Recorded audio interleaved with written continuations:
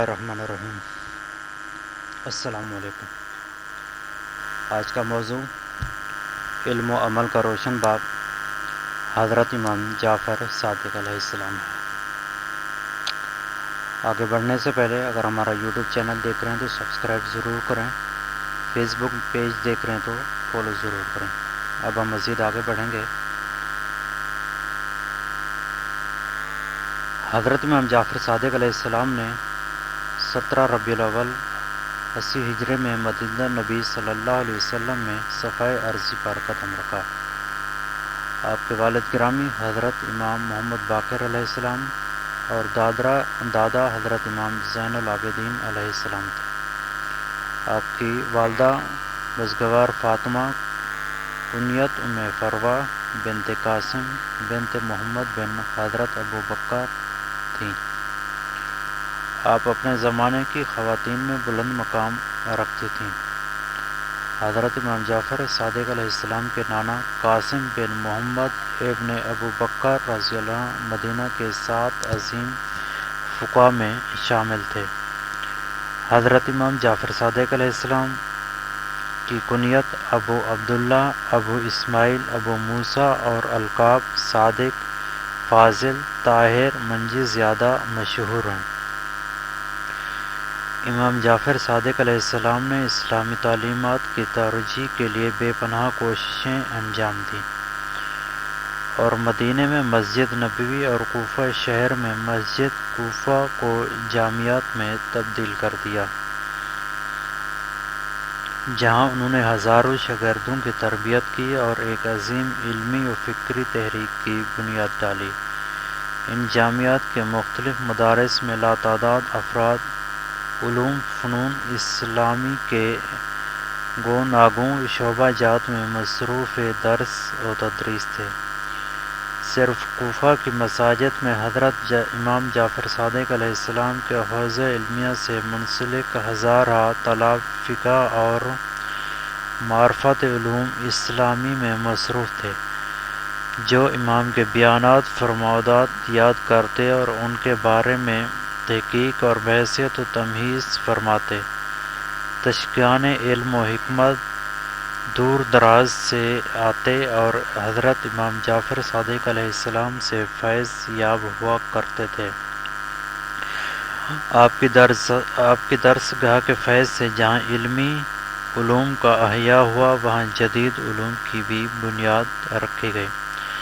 مسلمانوں میں نابغہ روزگار ہستیاں پیدا ہوئیں۔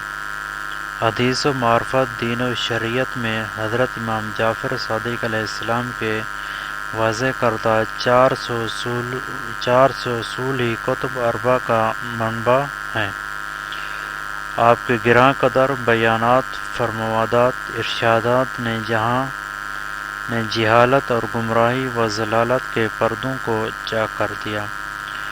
آپ نے پیغمبر اسلام صلی اللہ علیہ وسلم کے الہامی و وفاقی دستور و حیات کو لوگوں کے سامنے اس طرح پیش فرمایا کہ لوگ دین و شریعت سے روشناس ہوئے۔ آپ کے ممتاز شاگردوں میں ہشام بن حاکم، محمد بن مسلم، ابان بن تقلب، ہشام بن سالم، مفصل بن عمر اور جابر بن حیان کا نام خاص طور سے لیا جا سکتا ہے۔ ان میں سے ہر ایک نے بڑا نام پیدا کیا۔ مثال کے طور پر ہشام بن حکم نے 31 کتابیں اور جابر بن حیان نے 200 سے زائد کتابیں مختلف علوم و فنون میں تحریر کی ہیں۔ جابر بن حیان کو علم کیمیا میں بڑی شہرت حاصل ہوئی اور وہ بابائے علم کیمیا کے نام سے مشہور ہیں۔ الجبرا کے بانی ابو موسیٰ الخوارزمی نے بھی بالواسطہ حضرت امام جعفر صادق علیہ السلام کی تعلیمات سے فیض حاصل کیا۔ اہل سنت کے چاروں مکاتب فکر کے امام بلاواسطہ یا بالواسطہ امام جعفر صادق علیہ السلام کے شاگردوں میں شمار ہوتے ہیں۔ خاص طور پر امام ابو حنیفہ نے تقریباً 2 سال تک براہ راست آپ سے کسب فیض کیا آپ کے علمی مقام کا اعتراف کرتے ہوئے امام ابو حنیفہ نے کہا، میں نے جعفر ابن محمد سے زیادہ علم کوئی اور شخص نہیں دیکھا۔ ایک اور مقام پر امام ابو حنیفہ نے امام جعفر صادق کی خدمات میں گزارے ہوئے 2 سالوں کے بارے میں کہا، اگر یہ 2 سال نہ ہوتے تو نعمان ہلاک ہو جاتا۔ امام مالک بن انس حضرت امام جعفر صادق علیہ السلام کی علمی اور اخلاقی عظمت کے بارے میں کہتے ہیں، میں نے ایک مدت تک جعفر ابن محمد کی خدمت میں ضنوع ادب طے کیا۔ آپ مزاح بھی فرمایا کرتے، ہمیشہ آپ کے لبوں پر تبسم رہتا تھا۔ جب آپ کے سامنے رسول اللہ صلی اللہ علیہ وسلم کا نام مبارک لیا جاتا تو آپ کے چہرے کا رنگ زرد ہو جاتا تھا۔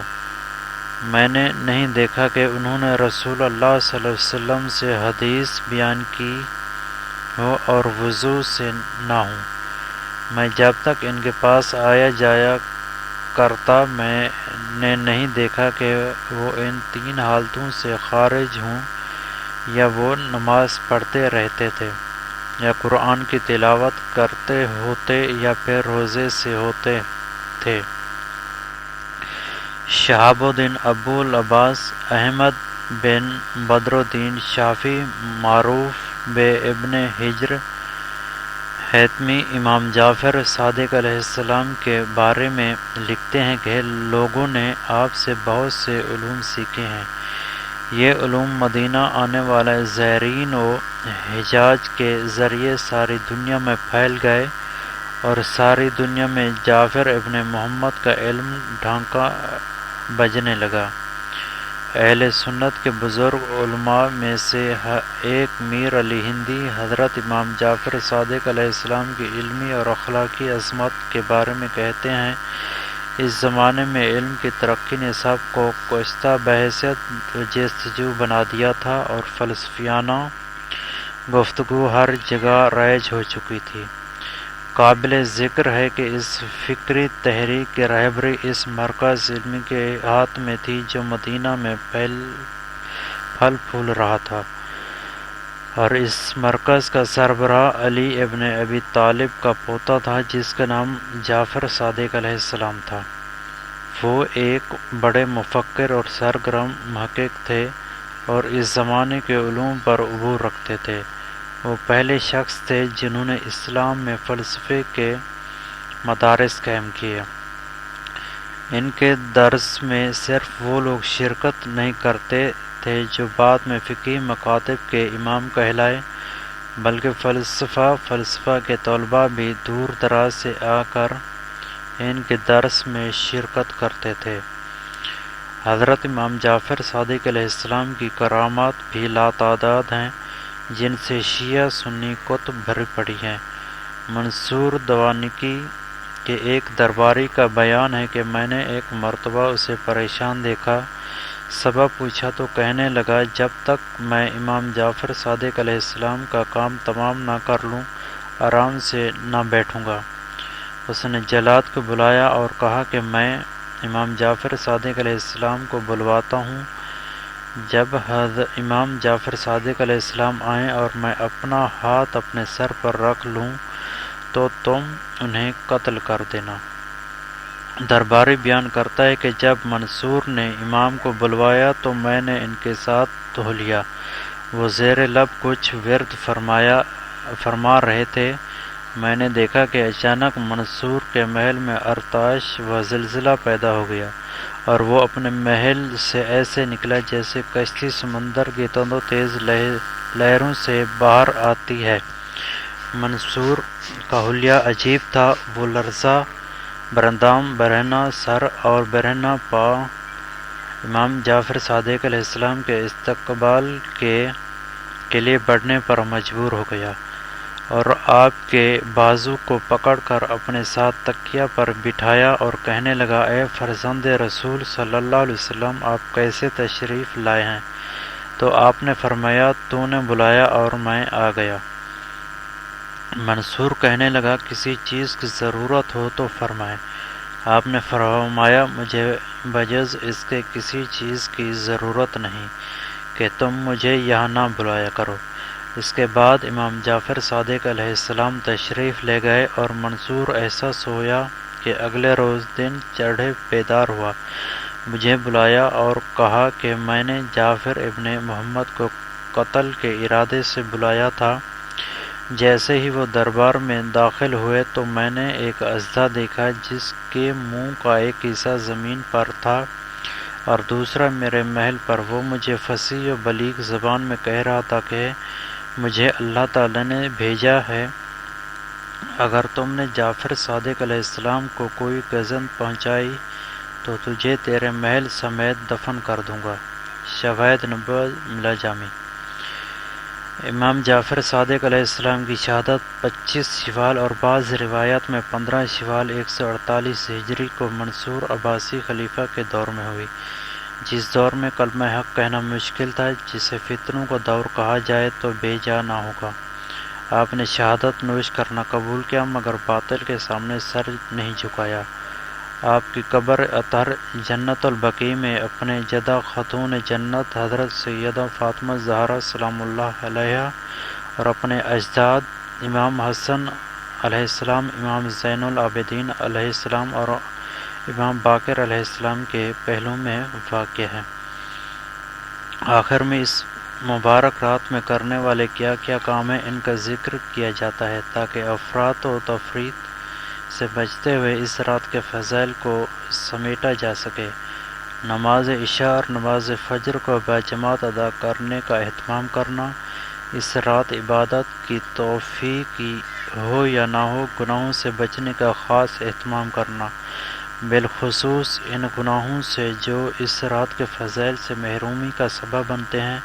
اس رات میں توبہ و استغفار کا خاص اہتمام کرنا اور ہر قسم کی رسوم اور بدعت سے اجتناب کرنا، اپنے لیے اور پوری امت کے لیے ہر قسم کی خیر کے حصول کی دعا کرنا، بے قدر وسعت ذکر، اذکار، نوافل اور تلاوت قرآن پاک کا اہتمام کرنا۔ میں امید کرتا ہوں کہ آپ کو یہ ویڈیو پسند آئی ہوگی۔ مزید ایسی ویڈیوز دیکھنے کے لیے ہمارے چینل کو سبسکرائب اور فالو ضرور کیجیے گا۔ Thanks for watching, please like, share and subscribe.